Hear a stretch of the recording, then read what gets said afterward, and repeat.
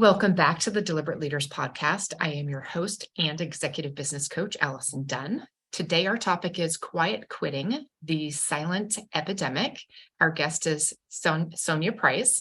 She is a top career strategist, salary advisor, and leadership coach. Her mission is to support professionals to have greater meaning, better work-life balance, and significantly higher pay. Sonja, thank you so much for joining us here today. Allie, thank you so much for having me on your podcast. I've been listening to several of your episodes, and you deliver such amazing, great content. So it's an honor to be here today. Thank you very much. I just love to kick these off with a deliberate conversation. What would be your number one leadership tip for our listeners? I think probably the number one leadership quality would be being truly responsive. And what I mean by that is that, we all live in this incredibly fast-paced world, and there are so many different forms of communication. And so at work, we're always answering Slack messages, we have email, we have text messages, there's so many different things. And when team members are really trying to make their mark and get noticed by leaders, I think oftentimes it's really hard when you're giving updates through Slack, when you're, sharing your ideas and trying to talk about, hey, here's the latest, greatest idea. This is what I think our team should do. Here's how we can really cause more results. And I think sometimes people are sharing their best ideas, and then it just goes out into space. And there's no information, there's no feedback. And so being responsive, but doing it with authenticity and empathy. And, even if you don't want to move on it as a leader, just helping people know that they were heard and that they are truly, a valuable member of the team and that we appreciate their contributions. Yeah, I would say I recognize the challenge that you just outlined, and in the fact that there are a ton of ideas shared and a limited amount of time to apply them to. As a leader, what is the best way to communicate that I've heard you, but not diminish or dismiss the ideas that are presented? Any tips? I mean, I think, having set forms of communication. So whether there are, if you're doing weekly or monthly or quarterly business reviews, and you have a portion of that meeting where you say, here's all the ideas that have been presented in the past X amount of time. Want you to know that you've been heard, want you to know that, we value your ideas, we value your contributions. Here are the things that we're moving forward with for right now, because this is what makes the most sense for the business. So that's maybe on like a larger scale of like having specific times in, time in space that it's like, okay, hey, here are these things. But then, also if it's like a Slack message or email or whatnot, like I know so many leaders that are so busy, they don't even check their email, or Slack messages come through and it just slips through the cracks. So if there's better ways of being able to capture the information, or at least just respond and say, thanks, I got it. And hopefully it can be a little bit more involved than that, but even just knowing that you've been heard, like as a team member, just knowing that you've been heard, you're like, okay, cool, they got my message. Versus, I think when you don't hear that someone has received your communication, then oftentimes you start to withdraw and, maybe back away. And you're like, well, why should I even present my ideas anyways? Nobody ever listens. And, why should I put in, extra effort? Yeah. Okay. Thank you. I appreciate that. And hopefully those who are using that as a line of communication, because things do get buried in the inbox, is to find the time and carve out the time to acknowledge it. And sometimes, if I may just add one more thing here, depending upon how senior that you are as a leader, if you have an assistant or a chief of staff, maybe this can be a valuable thing that they can help participate with, right? To say, hey, I've been monitoring the inbox, or, even have some hashtags associated with different things so you can go and search for it. And then say, great, we got your submission. We received your update for this particular project, whatever it might be, but just, you don't have to be the one who always does it, but perhaps you can have someone who can help you Right. so that people still want to engage and share and be a valuable contributing member of the team. Yeah, agreed. So our topic today is quiet quitting, and I, as a coach and a business owner, like I love the positioning that you have of don't leave your job before you leave your job. So let's talk about what exactly is quiet quitting. I think for me, it's a new term in the last year or so that's hit my radar, and it's a real thing. It is a real thing. It's definitely, the term has been coined within the last year or so, but I think it's been a phenomenon that we've been experiencing for decades, if not, since the beginning of time. The term was coined mostly by Gen Z. And it's really about just doing the bare minimum work at your job. And it's really about just defying the hustle culture. Tired of just putting it all in there and, not getting rewarded or not getting recognized or not being seen. And I think that there's also like a big trend around this that, people are talking about quiet quitting because I think in our culture, we put so much of our identity into our work. And I think sometimes it's like, maybe don't have so much of your identity in work. Maybe there's ways that you can tie your self-worth does not have to be tied to your job. And I think that especially the younger generations are kind of, more in this mentality. And so then, maybe as a result of it, if they're not getting the growth opportunities or the recognition at work for the work that they're doing, or they're just not engaged and they're not passionate about what they're doing, it's kind of just like, I'm just going to rest on my laurels. I'll do the bare minimum to get by. So, I may not get fired, but maybe I'm not going to really put my all and my effort into it. Yeah.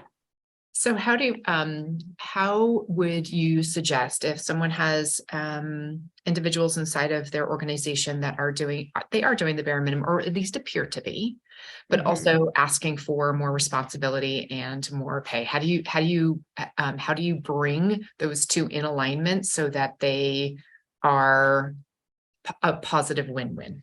Like from the leadership perspective, if they're engaging with a team member, just using the business model of that. Yeah, I think it has to make business sense, for it to be a win-win. Yeah. Yeah. Well, I think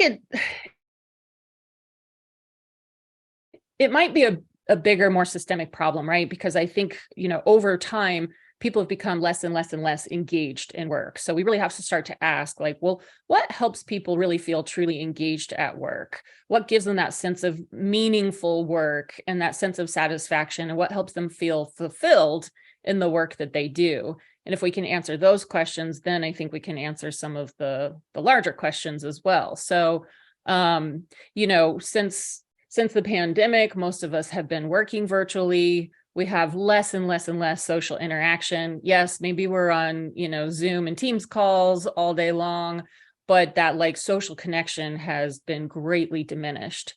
So, if there's ways to help people feel more engaged and that they feel like they're actually cared about as a person, in addition to the work that they're doing, I think that can be a big contributing factor to helping people feel more engaged at work.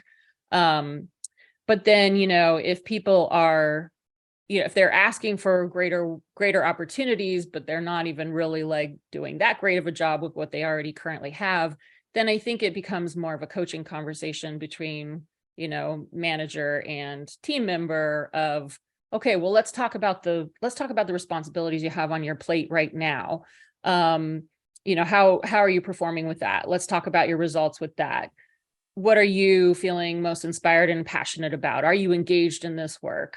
And it's the overall development plan for a team member. In my mind, I think the responsibility falls on both people's shoulders. And I think sometimes both parties think, well, that's the other person's responsibility. As a team member, you're thinking, well, it's my manager's job to help create opportunities for me. And the manager's like, well, you need to knock it out of the park before I give you another opportunity. Or maybe they're just so busy that they're not really thinking about the career growth plan for all of their team members. So I think it really boils down to having, those one-on-one engaged coaching conversations, if you can call it a coaching conversation, or, maybe your weekly one-on-one, but treating it more as, an opportunity to really engage and kind of understand what's really meaningful and worthwhile, and how can we help people be more engaged on an ongoing basis. Right. I sense that things have shifted a little bit, now that we're into 2023 with just economically and whatnot. I feel like 2022, the mass exodus out of the business world and the employment was a big conversation. Do you sense that it is still continues to be on the rise in the quiet quitting? Is it still highly prevalent, or is it shifting? That's a really good question. I think that kind of remains to be seen. And it could vary by industry as well. I work with a lot of folks in tech, and there's been a huge amount of layoffs recently. And I think that starts to create, fear and scarcity among the ranks. People get worried that, are there more layoffs coming? If they didn't, maybe they got laid off, or if they haven't gotten laid off, maybe they're scared that more layoffs might be coming. I know that companies have really started to kind of ratchet things down now. And if you're working on key projects, sometimes you have to kind of still prove the value and the worth of your project or your team or your department. And so, I think that things probably are shifting, especially in the tech industry, which is what I tend to know the most about. And, it's kind of the same thing in the housing market. Is it a buyer's market? Is it a seller's market? And so I think during the pandemic, employees realized oh, hey, I kind of have the power here. I'm working remotely. I can do my meetings, but I'm going to go do my laundry while I, take lunch and go walk the dog or whatnot. And now I think a lot of companies are starting to call their people back into the office. And I think that'll be an evolving process for a period of time to see how that actually shakes out, to say, well, does it actually work? Are we going to be back in the office full time, or is it going to be a hybrid model? Or are team members and employees still saying nope, I want 100% virtual job? But I think because of the shift in the economy, I think the power is kind of transitioning more back into the company's hands. But I think that there's going to have to be a happy medium in there somewhere, because I think that so many people have become accustomed to working remotely now and maybe having more work-life balance. Although I know some people work even harder when they're working virtual, but, having more of an opportunity to have more balance in terms of maybe they don't have a commute, or they are able to take care of some personal things during the day. So I think that it's going to be interesting to see how this continues to shake out. And I think it may end up being, a case-by-case basis per company and per work culture as well. I think you're spot on that there is a shift of that decisions are going to be made by major corporations as to how they want to move forward. Let's just assume that there is a portion of at least most organizations that have people who are quietly quitting. How do we prevent that while also often being driving the implementation of whether someone continues to work remote, whether they are a hybrid model or whether we're bringing them back? What guidance, there is a lot of companies, at least in my market, that are facing that as a decision, and how do you retain talent you want to have in the long run? Mm-hmm, mm-hmm. Yeah, well, as a career coach, I work primarily with employees who are hoping to get promoted. They want to move into a higher level leadership role, or they're looking for some sort of, they want a better work culture. They want something that they don't have right now. And one of the biggest common complaints that I hear is lack of growth opportunities. And so if we want to solve this challenge around quiet quitting, we have to identify like, well, what do people really want, and what are the missing gaps? And then how do we start to fill those gaps? And so, a lot of the folks that I work with, they just say, I've been trying to get promoted in my current company for the last 5 years and it hasn't worked, right? Or they're like, I've been stuck at this specific level. I've created my promo docs. I've talked to my manager about it. I even shifted teams internally, and I was looking for the right opportunity. So I realigned with a different manager and a different team, and it's still not happening. I'm still not getting the right opportunities to cause the results that are needed in order to showcase that I have the skill set and the capability to be promoted to that higher level. And so, that may not be like a true example of quiet quitting, where it's like just doing the bare minimum to get by. But I oftentimes talk to those folks when they're already fed up, bitter, and resentful, because they're like, I've already been trying and I've talked to everybody that I can, and I've tried to get mentors and sponsors, and I've tried to do everything that I can do from my side, but the company is not supporting me. And so, I think if we had more legitimate or more structured growth plans for employees, and we actually showed people, oh, you want to get promoted, like here's exactly what's required in order to make that happen. And as your manager, as a leader in your department, here's what I'm going to do to help you accomplish that. Because I think that there are plenty of people out there that they're trying to make a name for themselves. They're trying to cause those results, but then it's just so difficult to do because they don't have the right opportunities. That it just they end up leaving because they're like, well, I'll just go somewhere else because I can go somewhere else and I'll probably make more money if I go somewhere else, because I've already been working here for 5 years, so my compensation is behind market rate at this point in time, so I can go somewhere else, get a greater opportunity, make more money. And then I think that's where we really lose the top talent, because the top talent wants to grow, they want to thrive, but if they don't have the right opportunities, there's other fish in the sea, so they will go somewhere else. Right. So key takeaway based on everything you just shared is that if you don't have a growth plan that's clear to your candidates that are looking for career trajectory, that is a area of improvement that could shift the quiet quitting epidemic that's happening. And actually having leaders who care about their employees' growth plan and are actively supporting the process to move forward too. Right. Yeah. In thinking about the quiet quitting epidemic, is it the stress of lack of momentum or the stress of having to minimize the effort that they're putting in? Like where do you think the stress comes from, or distress comes from? On the employee side? Yeah. Well, there's been a number of studies about employee retention. Maybe you've seen some of these over the years, but there was one that was done a number of years ago, and the findings wit's quite profound. They found that like what makes someone stay at an organization, and you might think that it's compensation, but actually it's much lower on the list. From the study that I remember from the Gallup organization, it's like the top 2 retention factors were, number 1, does my manager care about me as a person?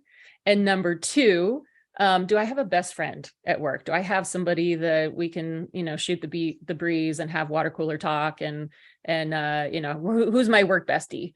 And so that speaks so much more to the people and the culture and the organization itself, versus like, okay, well, what are these other things that we can do to implement? Can we give people more money? Can we give free food away? Can we do a Christmas party every year or whatever, right? It's like, I think really just treating people like people and recognizing that they are whole people and that they have a whole life outside of work, and, what makes them tick, what keeps them interested, what makes them show up every day. And oftentimes it's just having a manager who genuinely cares about them and wants them to succeed. Yeah. In the work from home, like you were, In the work from home scenario and the hybrid model and then the in-office model, obviously, in a lot of cases, people are putting in a ton of extra work, and the social component being taken away in a lot of circumstances causes burnout. Do you have any tips for our listeners on how to avoid burnout and keep everyone engaged as possible? Yeah, burnout has become such a big thing, especially in the last few years when, we are all mostly stuck at home 24/7. If your family is at home with you, then you have that to manage as well. Burnout, really taking breaks, finding the breaks whenever and wherever you can, right? And it may actually be easier to take those breaks working from home where you can, get out and take a walk during your lunch break, or it doesn't have to be, it doesn't have to be something super involved, but I think like actively getting up from your desk. The recommendation is once an hour. I find that very hard to do myself, but just getting up, taking a quick lap around the house, like there's taking small breaks throughout the day, maybe a weekend getaway every once in a while, or a larger vacation. I think that can be really helpful. And then small things like taking a bath when you want to take a bath at night or whatnot, or making sure that you have time and space dedicated to go to the gym and take care of yourself. So overall, I think it's really about self-care and ensuring that you have the boundaries in place to ensure that that can actually happen. And I personally have struggled with this. I know many leaders struggle with this, many employees struggle with this. So it's like, we have so much to do. There's so many things that need to be done. There's deadlines, there's big, high demands, but oftentimes when we take the break, it can actually, when we come back to it, we come back refreshed, and we can actually be much more efficient in the work that we do when we do dive in. And that's really important to, maintain that sense of motivation too, because when you get so burnt out, it's really easy to just become very bitter and resentful. And I really believe wholeheartedly that it's up to each of us to, take care of ourselves so that our emotions don't get to that place.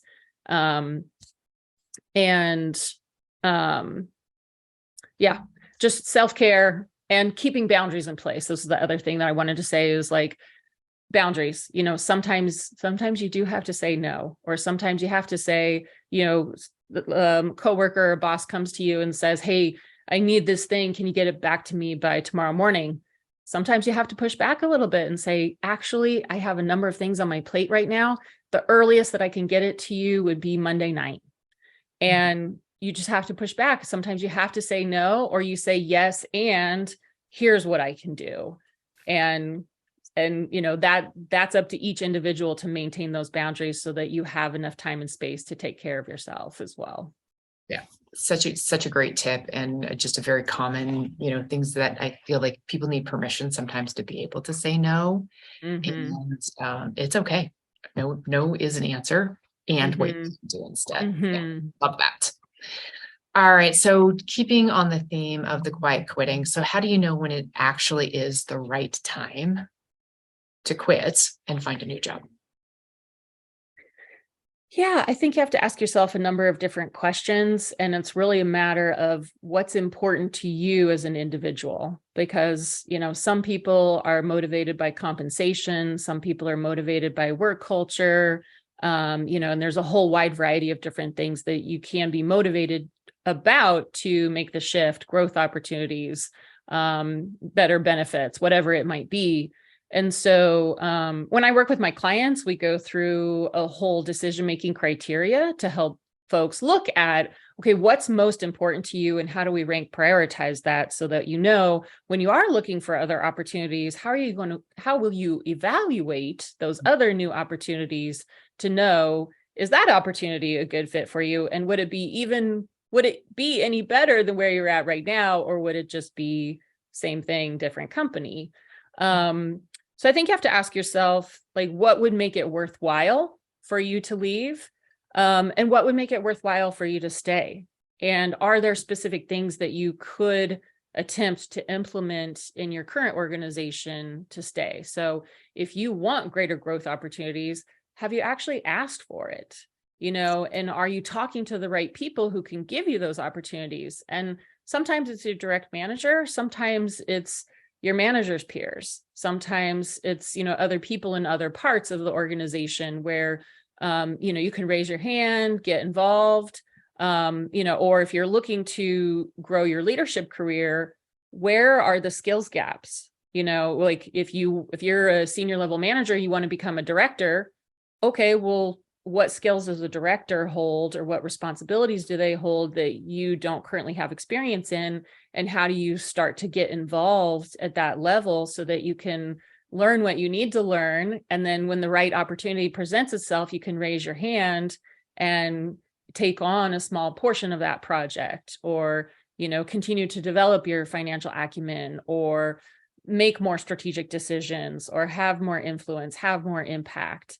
But I think a lot of times people just kind of sit back and they wait for the opportunities to come to them when, if you get out there and you start networking and you have mentors and sponsors, and a phrase that I like to use a lot is manage your manager, like, is your manager actually supportive of you? And if they're not, like, how can you help coach them? How can you help coach them so that they can actually help you get where you want to go? Because they're super busy.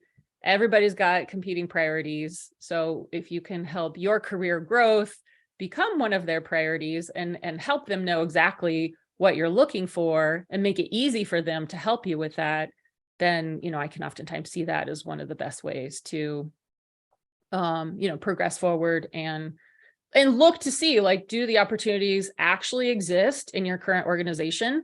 And if you put the time and effort in and you get turned down over and over and over again, okay, well then, great. You gave it your best effort. You gave it your best shot, and maybe it's not working. So maybe it's time to go somewhere else. And that doesn't need to take years and years for that to happen. You can test the waters. You can see what the appetite is to help support you in your overall career growth and evolution. And if it's not happening, well, there are plenty of opportunities out there. So maybe you can get out there and start looking, and those two strategies can actually happen in parallel as well. And I have helped a lot of clients do that, because, start your process internally with your current organization, but then also see what else is available out there. And I mean, one great strategy that I've helped a lot of clients with is, like, if you can get an offer on the table with another organization, then sometimes that can be great leverage with your current organization, where all of a sudden they're going to take you much more seriously than they would have otherwise. Yes. That is an incredibly effective tip. Mm-hmm. I agree. I'm curious, like, this is sort of a question based around individual contributors versus a leadership growth opportunity. With the folks that you're working with, where is the biggest challenge that you're finding people, where they're finding, is it the growth trajectory as a subject matter expert or an individual contributor, or is it on the leadership path where there are only so many directors and SVPs and C-suite people roles, and you need someone to leave or die before you get Well, you're asking what are the biggest challenges for each of those? Do you find that, and it's an equal challenge amongst both trajectories, like pathways? Because I think they're very different tracks. Mm-hmm. Mm-hmm. Or is it more so on the leadership side that you're personally seeing clients struggle the most with? Yeah. Well, I see both clients struggle, but in different ways. Okay. So individual contributors, if they're looking to, I think it's much easier to become an expert, in a specific niche area than maybe to move into management. Because, getting your first management role, like, you have to be able to demonstrate your leadership capabilities in some way, shape, or form, or you have to be in the right place at the right time, where the team is evolving, the team is growing, and they need a manager for that thing to happen. And in fact, I mean, I would probably say that for both scenarios. If you're an individual contributor looking to move into management, or you're already in management at whatever level and you're looking to move to a higher level of leadership, it's always like, sometimes it's just really being in the right place at the right time. And, so if a team is reorging, or there's significant growth and they're hiring, a large number of people and they need more leadership, they need more managers, that can be a great time to step into that type of role. And the thing is that you need to have already been demonstrating leadership capabilities to even be considered at that point in time. And then, I think you brought up a good point, like, the more senior level leadership position that there's generally less opportunities at that space. And so, in that case, I think you do really have to be looking at, okay, is there really an opportunity for me here? Is there a way that I can create an opportunity if it doesn't already exist? And if it's not the right fit here, then where else can I go to gain that experience? And sometimes what I see a lot with my clients is that maybe they're working in a big company and they haven't been able to move up the ladder, but then they go work for a smaller company, take on a larger leadership level at a smaller company. And then, maybe they love that in the, small to medium sized business space. And then if they still want to come back to the large organizations, then they can bounce back later, but generally at a much higher level. Okay. Great tips and good insights. Thank you so much. That concludes our interview today. Sonja, thank you so much for joining us and sharing your wisdom around this. Thank you, Allie. It's been so great to be on the show. And thank you so much.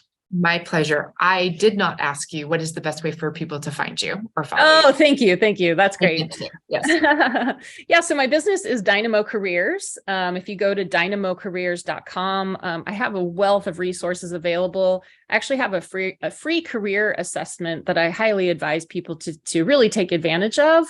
And what the assessment does is it can really showcase, like, what are all of the different things that you can and should be looking at for your career to understand how fulfilled are you in your career and what are some of the other areas that you might want to be addressing to move forward. So you can find that at dynamocareers.com/assessment. And you can also find me on LinkedIn. My name is Sonja Price, SonjaPrice. Would love it if you send me a message. Thanks so much. Fantastic. I will make sure that I have that career link inside of the show notes as well. So for listeners who are looking for that, it is right below wherever you found this. Okay. So Sonja, thank you so much for your time today. Thank you.